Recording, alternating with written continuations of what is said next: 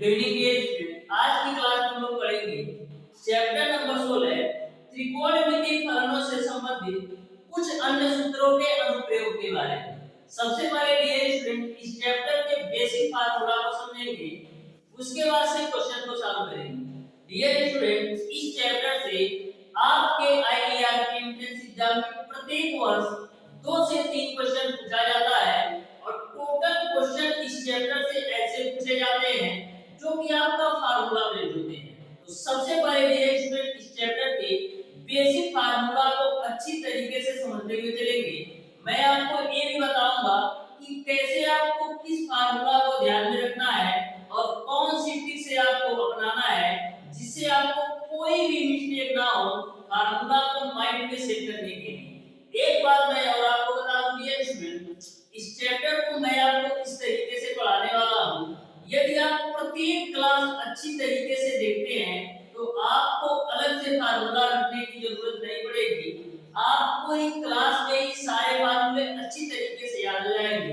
क्योंकि dear student जैसे जैसे मैं इस चैप्टर का क्वेश्चन को सॉल्व कराऊंगा तो क्वेश्चन के सॉल्यूशन के साथ साथ जैसे जैसे फार्मूले आएंगे टोटल फार्मूला को वैसे वैसे मैं डिस्कस करते हुए चलूंगा। तो यदि आप पूरी क्लास अच्छी तरीके से देखते हैं तो आपको अलग से फार्मूला रखने की जरूरत नहीं है। क्लास में ही सारे फार्मूले के कांसेप्ट अच्छी तरीके से क्लियर हो जाएंगे। तो स्टार्ट करते हैं आज की क्लास। सबसे पहले डियर स्टूडेंट इस चैप्टर के बेसिक फार्मूला को समझेंगे।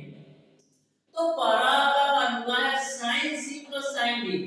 तो sin c sin d बराबर आपका होता है 2 sin c d/2 इनटू का cos c d/2। तो sin c sin d का जो फार्मूला होता है वो आपका 2 sin c d/2 इनटू का cos c d/2 होता है। वहीं पर sin c sin d का जो फार्मूला होता है वो आपका 2 cos c d/2 इनटू का sin c d/2 के बराबर होता है।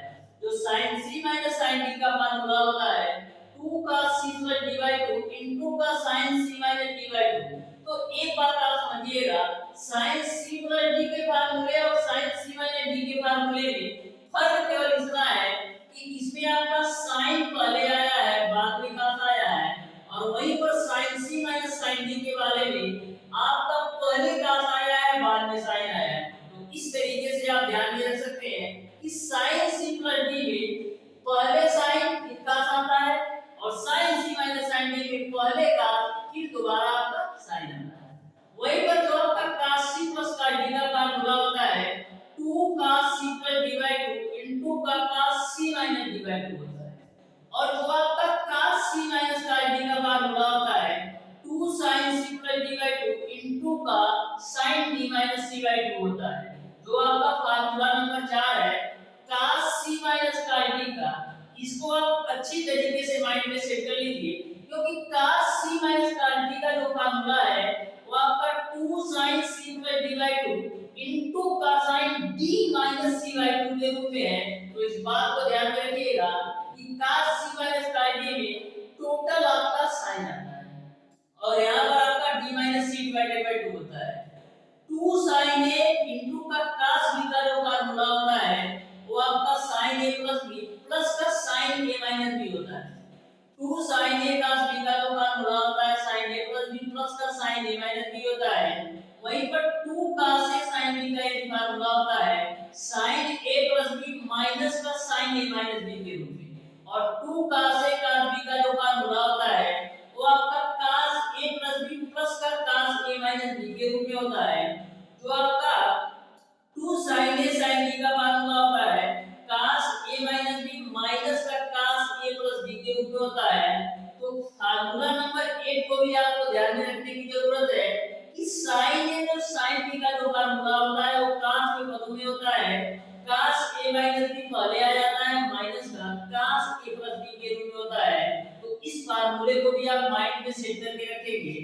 अब बात करते हैं ये इसमें sin 2a का।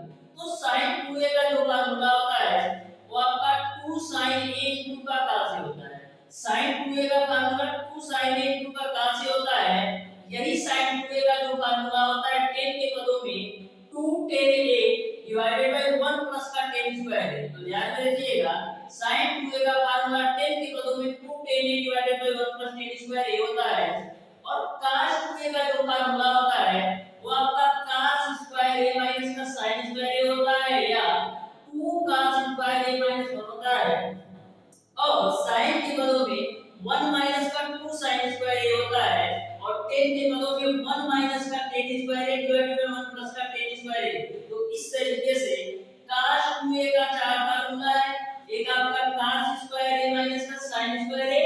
यदि cos के पदों में आपको देखना है तो 2 cos स्क्वायर a माइनस 1 होता है, यदि cos 2a का फार्मूला sin के पदों में तो 1 माइनस का 2 sin स्क्वायर a होता है और cos 2a का फार्मूला tan के पदों में 1 माइनस का tan square a divided by 1 plus का tan स्क्वायर a होता है। वहीं पर जो आपका tan 2a का फार्मूला होता है वो आपका 2 tan a divided by 1 minus का tan स्क्वायर a होता है। tan 2a का formula 2 tan a divided by 1 minus का tan स्क्वायर a होता है और जो आपका cot 2a का फार्मूला होता है वो आपका होता है cot square a minus 1 divided by 2 cot a के रूप में। और डियर स्टूडेंट जो आपका sin 3a का फार्मूला होता है वो आपका 3 sin a माइनस का 4 sin 2a के रूप में होता है। तो इस बात को भी आप ध्यान में रखिएगा। जो cos 3a का फार्मूला होता है वो आपका 4 cos a माइनस का 3 cos a। इन दोनों फार्मूला को याद करने का तरीका आप ध्यान से देखिएगा। sin 3a है तो 3 sin a माइनस का 4 sin 2a है, वहीं पर यदि cos 3a है तो 4 cos a माइनस का 3 cos a। तो एक बात आप ध्यान में रखिएगा, sin 3a में 3 sin a माइनस का 4 sin 2a और cos 3 में टोटल आपका cos a है लेकिन 4 cos a माइनस का 3 cos a के रूप में, यानी इसका जस्ट अपोजिट के रूप में आप केवल sin और cos का चेंज है, ये आप ध्यान में रख सकते हैं। जो tan 3a का फार्मूला होता है वो आपका 3 tan a माइनस का tan 2a divided by 1 minus का 3 tan स्क्वायर a होता है और जो cot 3a का फार्मूला होता है वो आपका 3 cot a माइनस का cot 2a divided by 1 minus का 3 cot स्क्वायर a आता है। अब बात आती है डियर स्टूडेंट sin a का फार्मूला क्या होता है।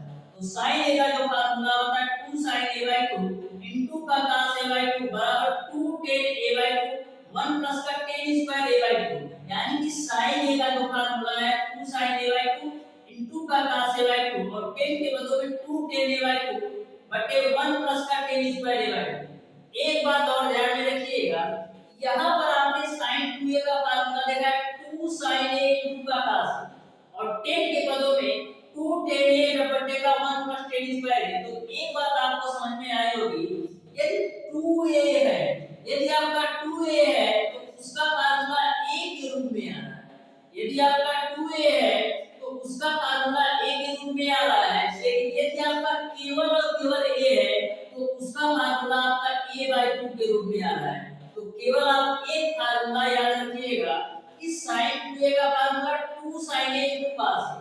तो यदि 2a है तो फार्मूला में a है, यदि केवल a है तो फार्मूला में आपका a by 2 हो जाएगा। तो ये बात आपको समझना है।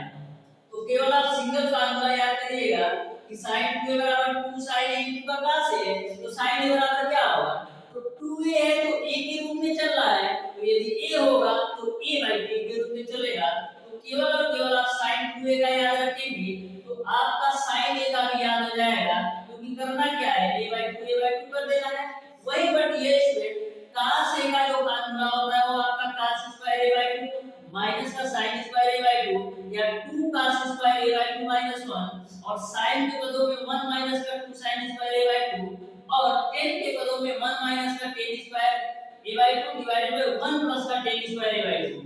तो केवल आप cos 2a का फार्मूला याद रखो, तो 2a है तो फार्मूला में केवल a आ रहा है, 2a है तो फार्मूला में केवल a आ रहा है, लेकिन यदि a हो जाएगा तो फार्मूला में a by 2 आएगा। तो केवल cos 2a का आप याद रखिएगा, cos 2a में फार्मूला में a आएगा और cos a में a by 2 करते जाना, सिंपल है। अब देखिएगा tan 2a का फार्मूला आपका 2 tan a divided by 1 minus tan square a होता है ना, तो उसी प्रकार से tan a का क्या होगा a by 2 हो जाएगा a by 2।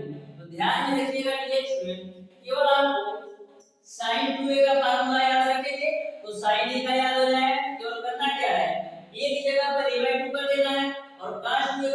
फार्मूला याद रखेंगे तो cos a का भी याद हो जाएगा, और tan 2a का फार्मूला याद रखेंगे तो आपका tan a भी याद हो जाएगा।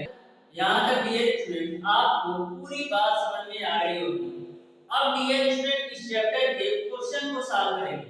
तो डियर स्टूडेंट यदि आप स्क्रीनशॉट लेना चाहते हैं फार्मूला का तो स्क्रीनशॉट ले सकते हैं। अब डियर स्टूडेंट इस चैप्टर के क्वेश्चन को शानदार तरीके से सॉल्व करने वाले हैं। तो प्रत्येक क्वेश्चन का सॉल्यूशन ध्यान से अच्छी तरीके से समझते हुए चलिएगा।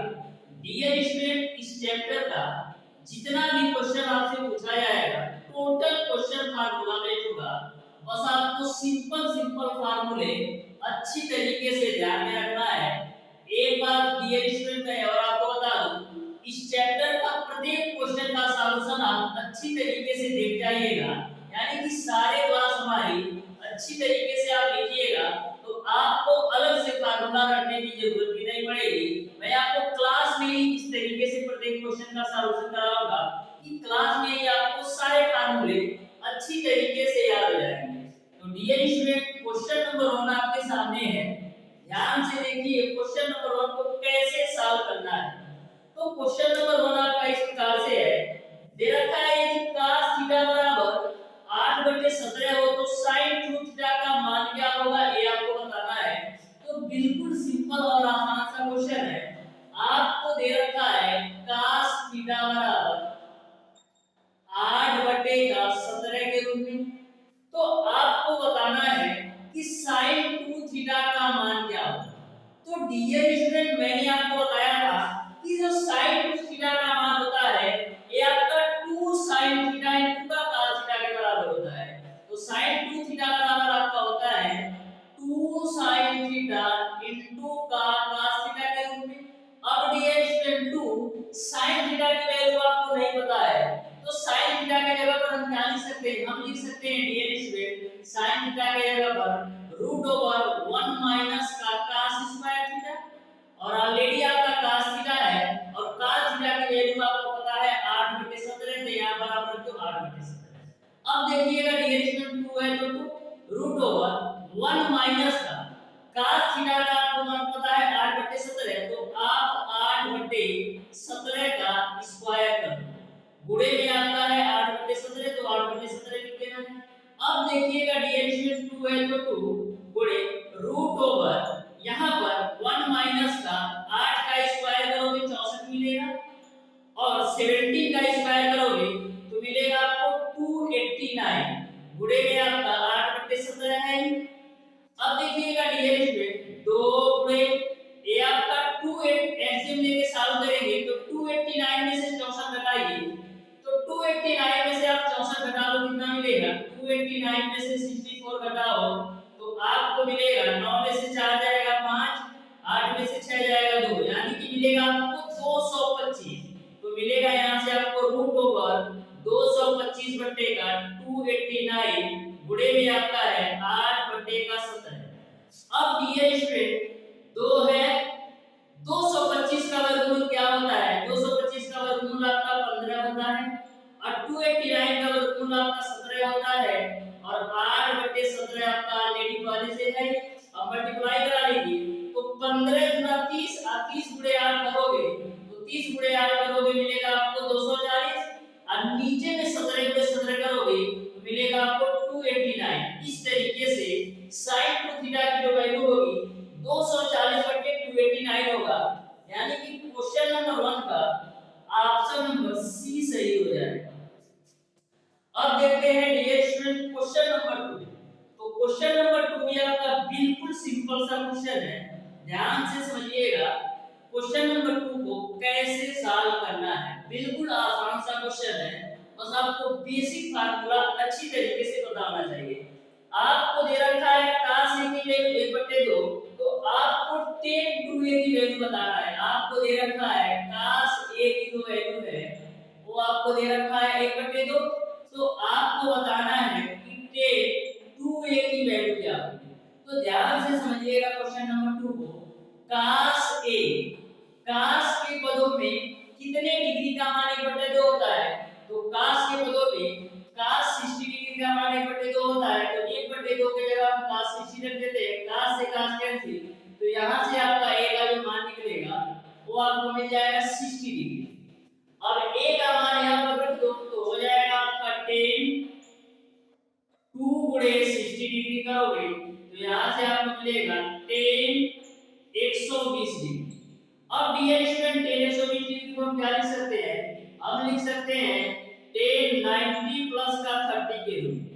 अब 10 90 प्लस का थीटा जो आपका है वो आपका दूसरे चतुर्थांश में है, तो दूसरे में केवल आपका साइन और कोसेक पार्टी होते हैं, तो ये आपका नेगेटिव के साथ आएगा, यानी कि आपका हो जाएगा माइनस का cot थीटा यानी माइनस का cot 30।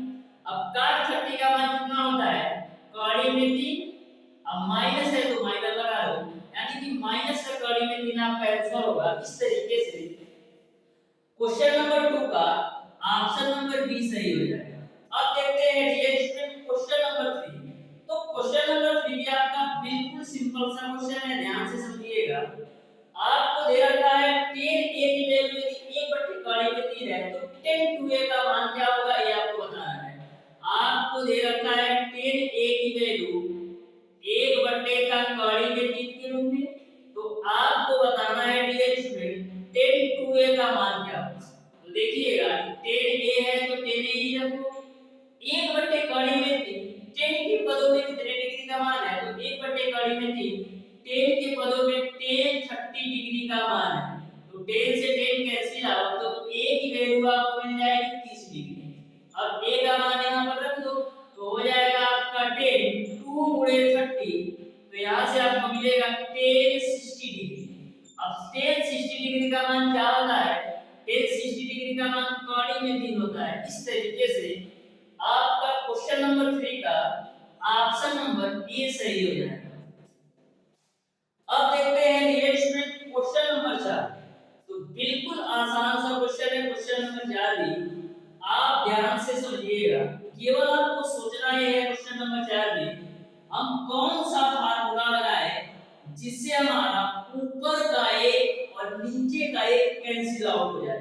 तो ध्यान से समझिएगा क्वेश्चन नंबर 4 को, आपको बताना है 1 माइनस का cos 2a divided by 1 plus का cos 2a, 1 प्लस का cos 2a का मान किसके बराबर होगा ये आपको बताना है। तो ध्यान से समझिएगा कैसे सॉल्व करना है।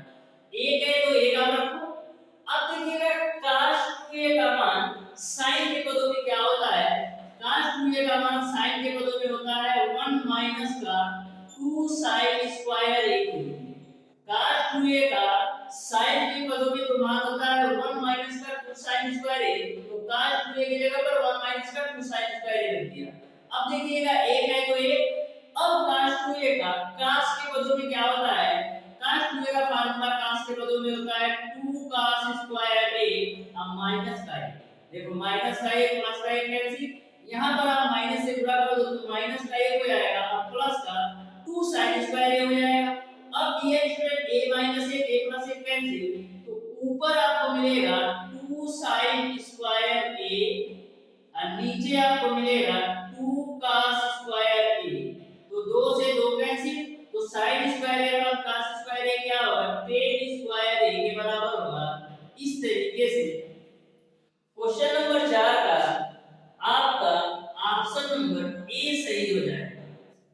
अब देखते हैं डियर स्टूडेंट क्वेश्चन नंबर 5। तो बिल्कुल सिंपल सा क्वेश्चन है, क्वेश्चन नंबर 5 को आप समझिएगा।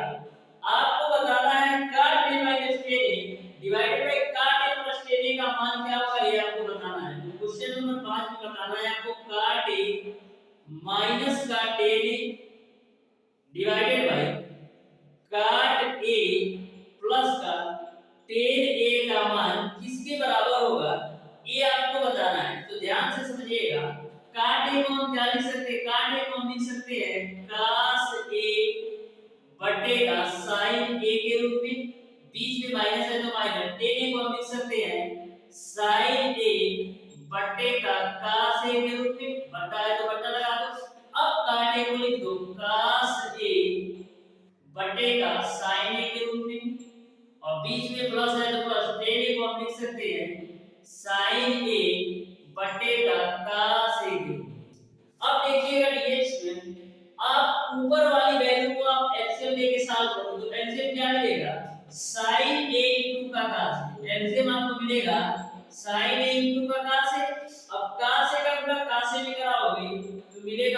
cos स्क्वायर a माइनस का sin a का sin में पूरा बराबर होगी, मिलेगा आपको sin स्क्वायर a बटे, यहाँ पर भी एलसीएम लेके सॉल्व करो तो एलसीएम आपको मिलेगा sin a इनटू का cos a, cos a का cos a में पूरा होगा तो मिलेगा आपको cos स्क्वायर a प्लस है तो प्लस, sin a का sin में पूरा होगा तो मिलेगा आपको sin स्क्वायर a। अब sin a cos a cancel, cos square a minus का sin स्क्वायर a किसके बराबर होता है, cos square a minus sin square a आपका cos 2a के बराबर होता है, और नीचे में देखो sin square a plus cos square a की वैल्यू 1 होता है तो फाइनली आपको मिल जाएगा cos 2a। इस तरीके से क्वेश्चन नंबर 5 का जो आंसर होगा वो आपका cos 2a होगा, यानी कि आपका ऑप्शन नंबर बी सही हो जाएगा। अब देखते हैं डियर स्टूडेंट क्वेश्चन नंबर 6। तो क्वेश्चन नंबर 6 भी आपका बिल्कुल आसान सा क्वेश्चन है, आप ध्यान से समझिएगा क्वेश्चन नंबर 6 को कैसे सॉल्व करना है।